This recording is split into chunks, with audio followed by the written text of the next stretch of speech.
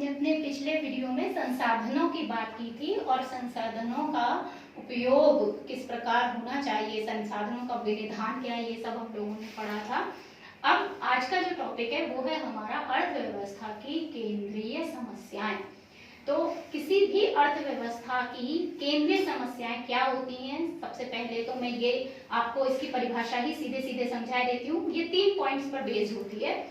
किन वस्तुओं का उत्पादन किया जाए, वस्तु का उत्पादन कैसे किया जाए और उत्पादन किसके लिए किया जाए, वितरण उसका किसके लिए किया जाए। ठीक है, किसके लिए किया जाए, तो ये हटा दो।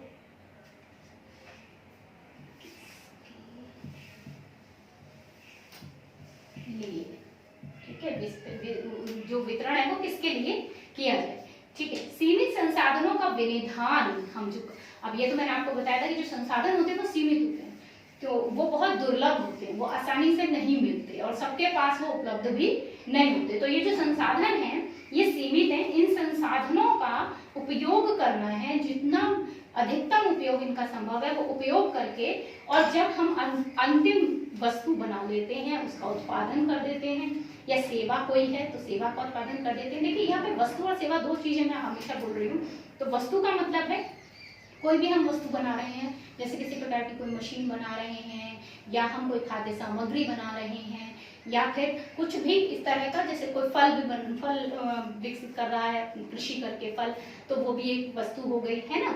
लेकिन सेवा का अर्थ होता है किसी प्रकार की सेवा देना, जैसे होटल में हमें खाना बना बनाया मिलता है तो ये एक सेवा है। हॉस्पिटल में जो चिकित्सा की जाती है डॉक्टरों के द्वारा, ये एक प्रकार की सेवा है। ठीक है, विद्युत आपूर्ति जो हमको हो रही है ये एक प्रकार की सेवा है, ये हम वस्तु नहीं कहेंगे। तो कोई भी वस्तु या सेवाएं जो भी वितरित हम लोग कर रहे हैं, वितरण हो रहा है, यही सीमित संसाधनों के अधिकतम उपयोग करके कैसे हम अंतिम वस्तु को प्राप्त कर सकते हैं, यही हमारी केंद्रीय समस्या कहलाती है किसी भी अर्थव्यवस्था की। और ये जो समस्याएं हैं ये 3 बातों पर, 3 प्रमुख तथ्यों पर निर्भर होती हैं। किन वस्तुओं का उत्पादन किया जाए, तो सबसे पहले किन वस्तुओं का उत्पादन किया जाए इसके बारे में समझाती हूँ। कि देखो बस जब व्यक्ति को कुछ किसी भी वस्तु का उत्पादन करना है, तो सबसे पहले उसको ये डिसाइड करना होता है, निश्चित करना होता है उसको कौन सी वस्तु का उत्पादन करना चाहिए जिससे उसे अधिकतम लाभ हो। देखिए कोई भी अगर उद्योग फर्म स्थापित करते हैं, तो फर्म स्थापित करने वाले व्यक्ति का मेन एम क्या है, उद्देश्य क्या होता है, अधिकतम लाभ प्राप्त करना।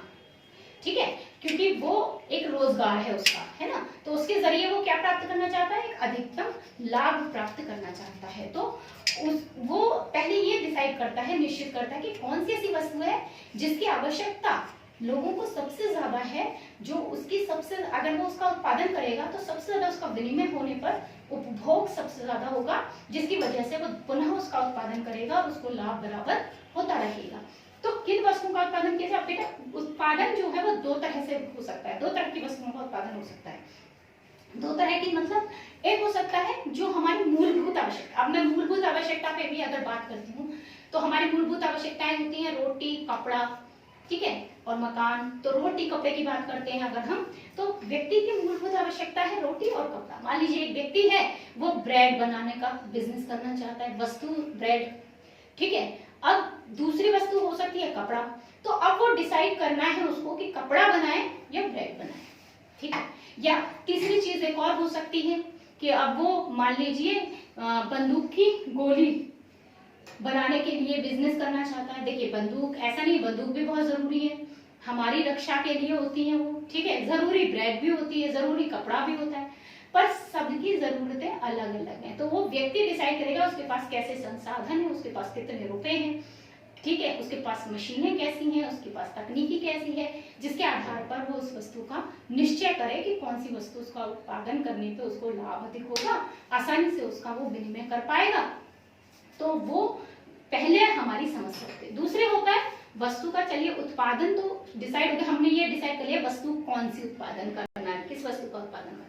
अब वस्तु का उत्पादन कैसे किया जाए, ठीक है, तो वस्तु का उत्पादन कैसे किया जाए, इसके लिए 2 हैं, श्रम प्रधान तकनीकी हो सकती है, पूंजी प्रधान तकनीक। हो सकता है हम पूंजी कम लगाएं, अगर हम पर पूंजी कम है तो हम कम पूंजी लगाएं लेकिन अपने श्रमिक ज्यादा लगाएं, ठीक है, मैंने कल भी बताई थी आपको, पिछले वीडियो में भी बताया था कि हम एक मशीन जो है ऑटोमेटिक हो सकती है और एक मशीन हो सकती है जो आपकी हाथ से चलने वाली हो, तो उसमें श्रमिक लगाने पड़ेंगे, और जो ऑटोमेटिक होगी वो अपने आप चलेगी तो उसमें श्रमिकों की आवश्यकता नहीं है, लेकिन वो महंगी आएगी तो उसमें पूंजी ज्यादा लगेगी।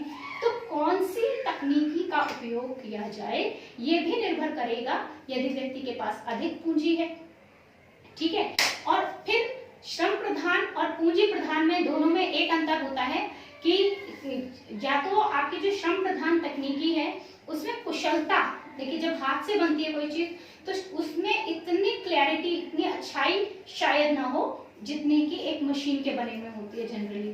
तो मशीन का बना जो है वो कुशल कारीगरी उसमें दिखाई देती है, तो जनरली लोग उसको ज्यादा पसंद करते हैं। तो ये भी संभव है व्यक्ति ये सोचे कि पूंजी प्रधान मेरी तकनीकी होगी तो कुशलता ज्यादा होगी, वस्तु ज्यादा अच्छी कुशल बनेगी, उसकी तकनीकी अच्छी होगी तो वो ज्यादा बिकेगी, तो इसलिए पूंजी प्रधान तकनीक का भी इस्तेमाल किया जाता है। लेकिन जब पूंजी प्रधान तकनीक इस्तेमाल करेंगे तो सारा काम मशीनें करेंगी, ऐसी स्थिति में रोजगार के अवसर क्या हो जाएंगे, कम, क्योंकि श्रमिक नहीं लगेंगे उसमें ज्यादा, और श्रम प्रधान तकनीक में श्रमिक ज्यादा संख्या में लगेंगे तो वहां पर रोजगार के अवसर ज्यादा होंगे। तो कोई अगर एक व्यक्ति फर्म खोल रहा है तो वो निश्चित रूप से ये चाहेगा कि रोजगार के अवसर भले ही कम हो जाए लेकिन उसकी कुशलता बनी रहनी चाहिए, अगर उसके पास पूंजी है तो, और अगर पूंजी नहीं है तो फिर वो श्रमिकों से ही काम लेना पसंद करेगा। तो ये है वस्तु का उत्पादन कैसे किया जाए। ठीक है, तीसरी चीज आती है उत्पादन किसके लिए किया जाए और उसका वितरण किसके लिए किया जाए, मतलब किसके लिए हम उत्पादन कर रहे हैं। देखिए सामान्य रूप से जो कोई भी देश है उस देश के अंदर आय का वितरण अलग अलग होता है, सबकी जो देश के लोग होते हैं उनकी आय अलग अलग होती है, इसके आधार पर कई वर्ग बने हुए होते हैं। जैसे एक होता है निम्न वर्ग जिसको कहते हैं, या जिसको कहते हैं जो बहुत निर्धन परिवार हैं, जो अपने बस रोज अपना थोड़ा सा पैसा कमाते हैं और उतने से ही अपने घर का गुजारा करते हैं, उनके पास बहुत ज्यादा धन नहीं है, बहुतों के पास धन के अलावा मकान नहीं है, उनके अपना उनके पास रहने के लिए सुविधाएं नहीं है, खाने के लिए भी उन्हें डेली जो मिलता है बस उसी से वो डेली का अपना गुजारा कर रहे हैं, तो ऐसे भी हैं, तो उन्हें हम कहेंगे निर्धन वर्ग या निम्न वर्ग। दूसरा होता है मध्यम वर्ग, वो निम्न वर्ग से थोड़ा ऊपर है, उनके पास इतना पैसा है कि वो अपनी डेली की आवश्यकताएं पूरी कर सकते हैं, दैनिक आवश्यकताएं पूरी हो जाती हैं, अपना सही तरीके से वो जीवन यापन कर पाते हैं।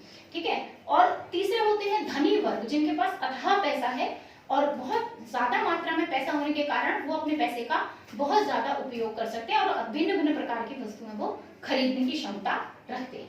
तो अब उत्पादन हम किसके लिए कर रहे हैं, क्योंकि जो वस्तु हम चयन करेंगे वो वस्तु इस आधार पर भी निर्भर करेगी कि हमारा उत्पादन हम किसके लिए करेंगे, उसका वितरण हम किसके लिए करेंगे। तो पहला है आय का कारक वितरण।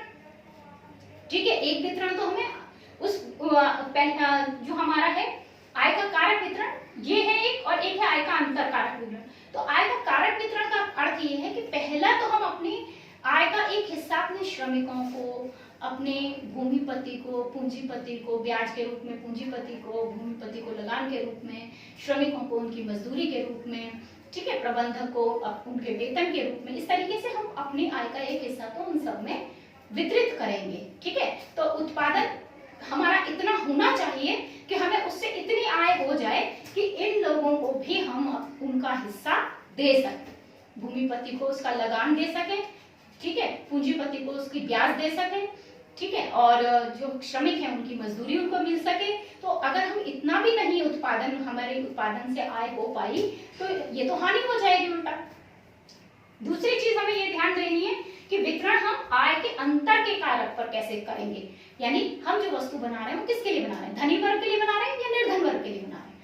ठीक है, अगर हम एक सामान्य रोटी ब्रेड बना रहे हैं तो वो एक गरीब भी खरीदेगा, उसको सब खरीद सकते हैं, है ना।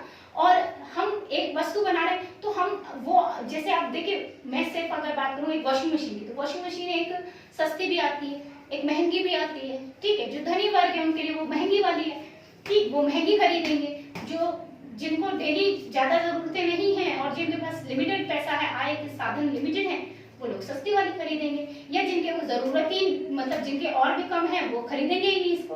तो हम ये सोचेंगे कि आय का अंतर के आधार पर हम वितरण कैसे कर रहे हैं। तो जो वस्तु बना रहे हैं वो किसको वितरित करनी है, धनी वर्ग को करनी है कि निम्न वर्ग को करनी है। टीवी है, कई तरह के टीवी आते हैं, तो वो टीवी अब किसके लिए है, मोबाइल है, बहुत तरह के मोबाइल आ रहे हैं, तो महंगे से महंगा भी है, सस्ते से सस्ता भी है। तो कौन सी तकनीकी का, हम किस तरीके की टेक्नोलॉजी का और किस तरीके का उसका हम जो है, जो हम वस्तु बना रहे हैं उसकी क्वालिटी क्या है, ठीक है, और वो कितनी अच्छी क्वालिटी का है और कितनी कीमत में हम उसको देंगे, ताकि उसे कौन व्यक्ति कौन होगा जो खरीदेगा। अगर हम उसकी कीमत, मान लीजिए एक मोबाइल है, उसकी कीमत हमने 60,000 रखी, तो उसे हर व्यक्ति नहीं खरीदेगा, ठीक है, वो उसे धनी वर्ग खरीदेगा। अगर एक मोबाइल की कीमत हमने मान लीजिए 500 रुपए रख दी, तो उसे निम्न वर्ग भी खरीद सकता है। तो ये भी एक उत्पादन किसके लिए किया जाए, वितरण किसके लिए किया जाए, ये भी एक पॉइंट है। तो इस प्रकार आज हमारी हो गई अर्थव्यवस्था की केंद्रीय समस्याएं, और इनके लिए मैं आपको भेज दूंगी अपना जो लिखने के लिए आपका पूरा है, तो वो आप लोग अपनी फेयर कॉपी में लिख लेंगे।